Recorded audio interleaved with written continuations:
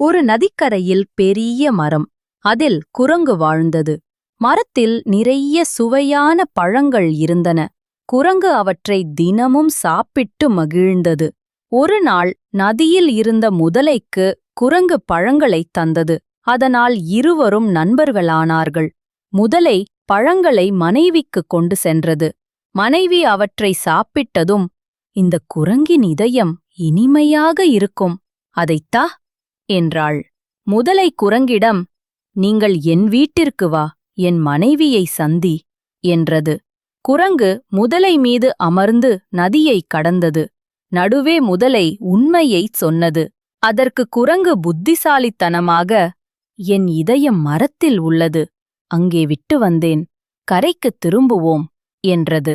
கரைக்கு வந்ததும் குரங்கு உடனே மரத்தில் ஏறி தப்பித்துக் கொண்டது. நீதிக் கற்பனை: அறிவு இருந்தால் ஆபத்தைத் தாண்டலாம்.